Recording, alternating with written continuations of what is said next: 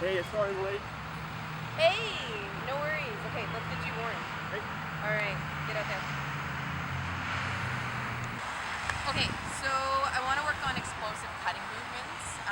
So what you're going to do is you're going to dribble over here to the middle cone, do a step over, and then accelerate beyond the middle cone. Perfect. Make sense? Yep. Okay.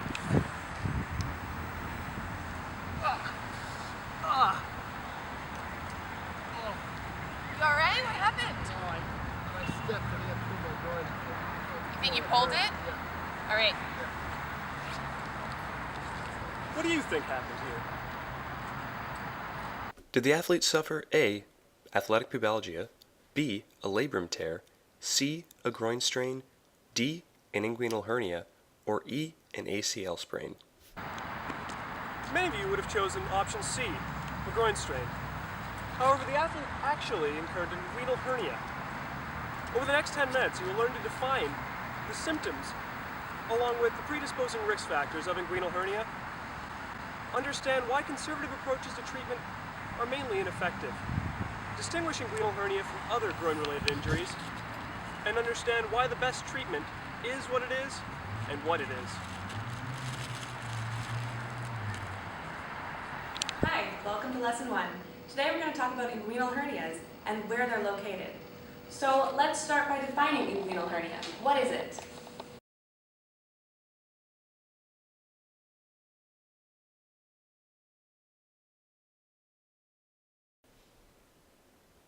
A bulge of the peritoneum through a congenital or acquired defect in the musculature and fascial structures of the abdominal wall. So basically, it's a chronic injury that occurs when tissue pushes through the abdominal wall and you might see a bulge. Alright, so where would an inguinal hernia occur? An inguinal hernia would occur in an area known as the groin. So if we take a look at our anatomical chart over here, the groin is the area located between the torso of the body and the upper thigh. In this area there are 5 muscles: adductor longus, brevis, magnus, as well as pectineus and gracilis. These 5 muscles are predominantly responsible for adducting the leg or bringing it closer to the midline of the body, as well as flexion of the hip, so bringing the knee up towards the torso. Where would someone do such activities or movements? You might see such movements in a sport, such as soccer, when you would see an athlete pivoting or making a cutting motion, or even an explosive movement such as stepping and kicking a ball. Wow, sounds like Kevin's in for one doozy of an injury. Let's go check up on him. Hi, Kevin. I'm Dr. Forsyth. Nice Nice to to meet meet you. What brings you in today? I actually hurt my groin yesterday playing soccer. Oh, ouch. What kind of movement were you doing when you hurt it? I sort of extended and pressed off, trying to accelerate past a cone, and then I felt a distinct pull right in my groin. Okay, just a little bit higher up. A little bit higher, yeah. Okay, and how does it feel today? What are your It's symptoms? sore. It's kind of a burning, aching sensation, and when I sneeze, it really hurts. And I actually sort of palpated it, and I can feel a lump almost. It's weird. Okay, perfect. If you don't mind me asking, what is your medical history? Have you ever hurt this area before? I haven't, but why is that important? Well, actually, Kevin, a predisposition or a previous injury is actually very important in the manifestation of this injury. Let's go back to the classroom and take a look. Hi, welcome back. For lesson number 2, we're going to be talking about predisposing factors, as well as symptoms and differential diagnosis. So to begin, let's take a look at some predisposing factors. So, inguinal hernia can be congenital or acquired. It is also more common in the male gender, especially between the ages of 40 to 59 years. It is also very common in soccer and hockey. If we take a look at a few of the symptoms, there can be groin pain, which can either be mild, moderate, or sometimes severe. Oftentimes there'll be a gurgling or a burning sensation at the area of injury, so in the inguinal region of the groin. This is due to a stretching and or pulling of tissue. Pain tends to worsen over time and is much worse upon coughing, sneezing, or lifting heavy objects, anything that strains. Oftentimes there will be either a visual or palpable bulge in the inguinal region in the groin itself.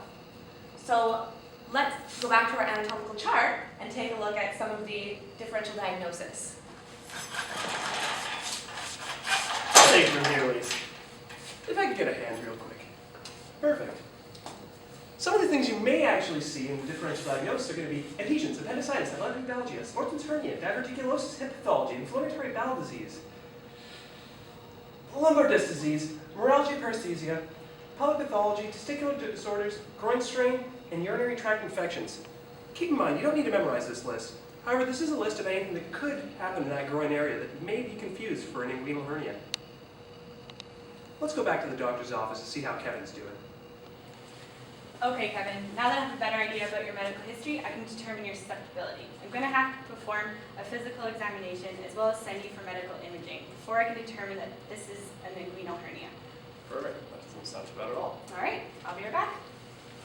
To help you visualize what happens with an inguinal hernia, we prepared a demonstration. The balloon will symbolize your abdominal contents, and your fist will symbolize your abdominal wall. In a healthy patient, the contents of your abdomen are neatly retained within layers of connective tissue, such as the peritoneum. When the intra-abdominal pressure increases, such as when you cough, sneeze, lift heavy things, turn or bend forcefully, the shifting of your abdominal contents will occur, but nothing protrudes out. However, when you have a weakening in the musculature of the abdominal wall, the peritoneum and sometimes the intestines themselves can protrude. By coughing, you increase the intra-abdominal pressure, and subsequently, these abdominal contents are pushed through further. This results in an external bulge that may be physically palpated or visually detected. To perform the physical examination, position yourself so that there is light overhead. Lean back slightly to place yourself in an oblique position. This will lengthen your torso and allow for easier detection, and the light above will create a shadow. First, perform a visual examination by looking for a bump along the inguinal ligament line. This is the crease between your upper thigh and torso. The next step in the examination process is to physically palpate the area. Standing in front of the mirror, open your hand and place it on your inguinal region. To do this, align your middle finger along your inguinal ligament. Now cough. Coughing increases the pressure in your abdomen. If a hernia exists, this will push the bump outwards, increasing the likelihood of detection. If you feel a bulge with your middle finger or index finger, i.e. above the crease, you might have an inguinal hernia. If you feel a bulge with your ring finger, i.e. below the crease, you might be dealing with a femoral hernia. When performing a physical examination, it is important to keep the following in mind. Does it hurt, and is there swelling? If extremely tender or if palpation evokes nausea, the blood supply to the herniated tissue may be compromised. This is then called a strangulated hernia. This condition requires immediate medical attention and surgical repair. Keep in mind, standing, coughing, sneezing, and heavy lifting are all things that will intensify and aggravate your condition. If swelling is detected, perform the same examination lying down in a supine position. Make note whether the swelling disappears. This can be done by palpation or by visual inspection with the assistance of a mirror or a friend. Also, when standing back up, observe whether the associated pain intensifies. This fluctuation in pain is another characteristic of an inguinal hernia.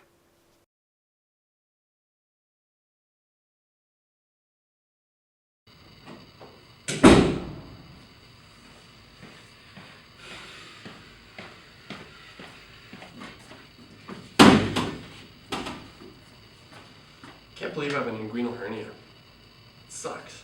Championships are in like 2 weeks and I can't afford to miss them. You know what? I think I'm just gonna play. It's the worst that could happen. I wouldn't recommend that, Kevin.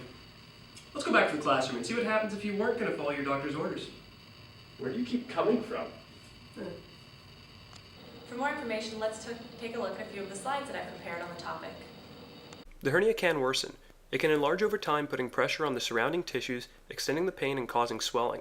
If the intestines bulge out, that can lead to bowel obstruction, nausea, vomiting, and constipation. Blood supply to the region can be compromised, leading to necrosis of the surrounding tissues. And this greatly increases the risk of rupture, which leads to sepsis, infections, and emergency surgery. In fact, I have a nice little tidbit of information for you on elective versus emergency surgery. Let me just find my computer. I got that right here, Ash.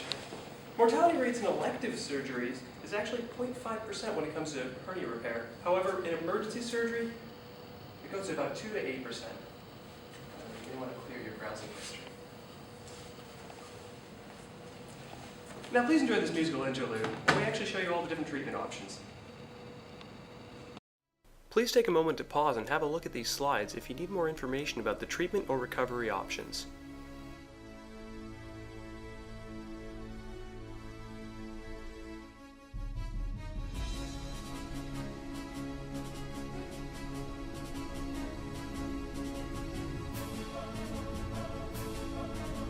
Post-test questions. True or false? Inguinal hernias are more common among females than males. False. There's actually a 9-to-1 ratio of males to females. List 3 signs or symptoms that would lead to a positive physical examination for an inguinal hernia. Any or all of the following may be present during a physical examination. Which structures or tissues in the body are involved in an inguinal hernia? Peritoneal tissue, musculature of the abdominal wall, and the inguinal canal are all involved. List 3 risk factors associated with an inguinal hernia. Changes in connective tissue, increased intra-abdominal pressure, a history of previous injury, or being of the male gender. Which method of surgical repair is recommended for treating an inguinal hernia and why? Surgical repair with mesh is recommended because it is associated with a lower recurrence rate.